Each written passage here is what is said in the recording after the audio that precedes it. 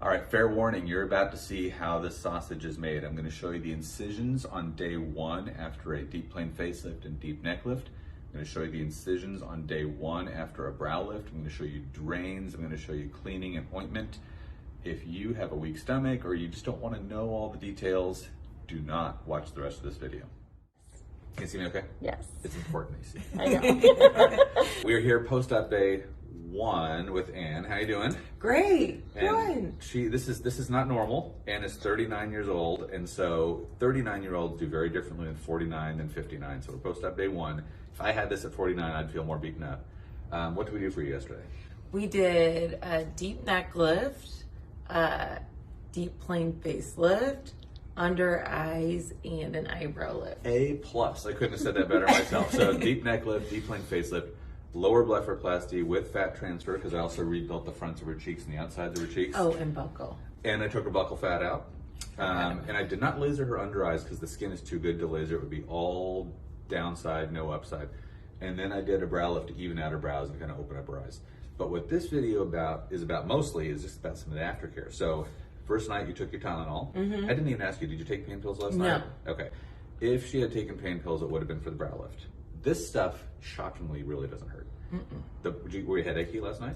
A little bit, but just a typical headache. Okay. I mean, nothing worse than that. So sometimes it's caffeine withdrawal. We sometimes recommend people to go ahead and have a little coffee since they skip everything the morning of surgery.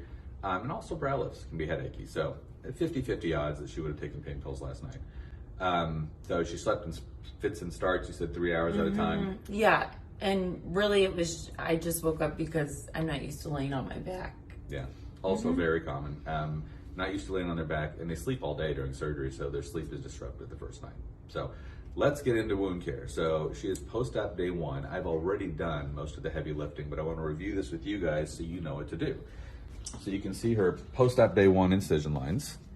So where they are, they're up in the temple hair. They follow the curve in front of the ear and go behind the tragus. Then they're in the earlobe crease, behind the ear crease, and then back down at the hairline. So the first 3 or 4 days, we have people use hydrogen peroxide on a Q-tip, and we use that just to bubble away and dissolve away any little scabby brown stuff. And I've already kind of done all of that, okay? That only needs to happen about 3 times a day for the first 3 or 4 days. After we've cleaned away and bubbled away any scabby brown stuff, whatever doesn't come easily, we don't worry about it. Well, that'll come the next time. So whatever comes easily, we do it. And then we take a little bit of bland ointment, either Vanicream or Aquaphor or just Vaseline, non-medicated, non-antibiotic ointment. And we take a little layer of that and put it on the stitches. The idea is we want no scab between the 2 edges, and we want the skin cells to be able to travel quickly in a moist environment to make a perfect incision line, basically invisible when it's healed. So 3 times a day, peroxide for whatever comes easily, and then ointment on the top. After the first 3 or 4 days, there's no more need for peroxide, and it's just ointment, ointment, ointment until we tell you to stop, and that's when the stitches come out. We usually take these out at about the 7th day. We usually take these out at about the 10th day. When I do a brow lift, there's usually 3 or 4 little staples up in the temple here. Those don't require any special care. You just wash your hair and you're done. They're invisible. Turn back this way. There's one more set of incisions. Tip your chin down a little bit. This is the brow lift incision. And we do the same thing. They're about centimeter long on either side. Peroxide, ointment.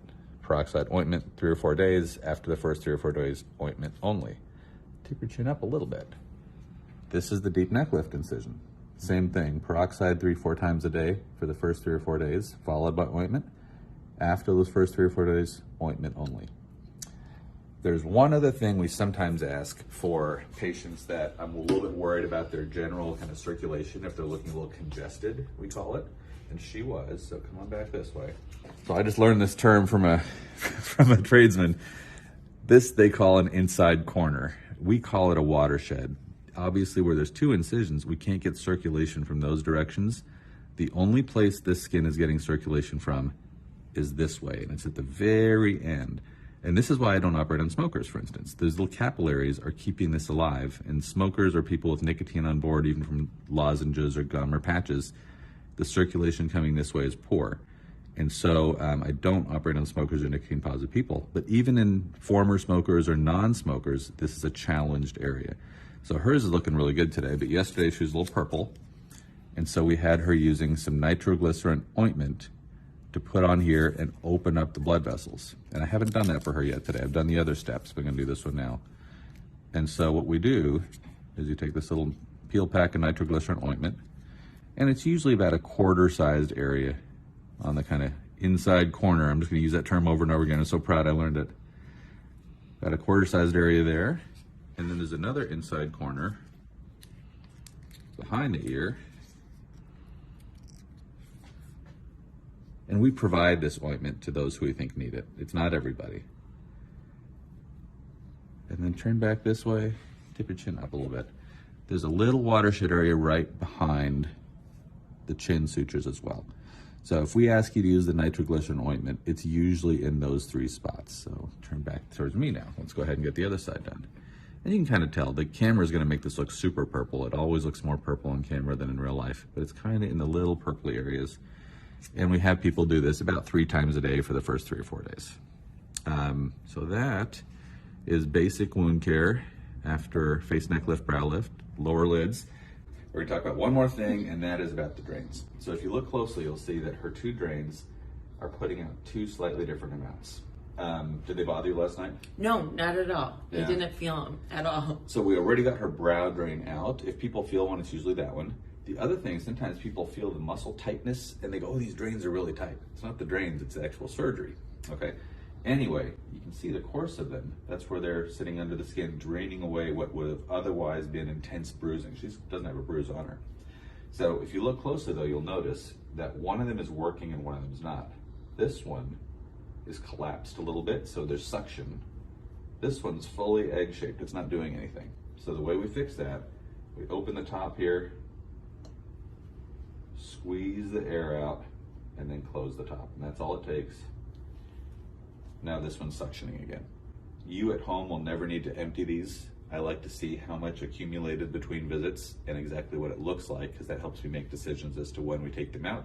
Usually between 2 and 5 days, and I think both years are going to come out at 2 days. Okay, So, awesome. thank you for being so nice Oh, and to help thank teach you. everybody. Yeah. Any last words? No, I mean, I had high expectations, but they were exceeded. Like, this is Cool. great. Thank you so much. Last thing for me, she's gonna look worse tomorrow and day after. So day 1 on a 39-year-old is off the charts, like best you'll ever see. If she was 49 or 59, she'd look and feel a lot more beaten up.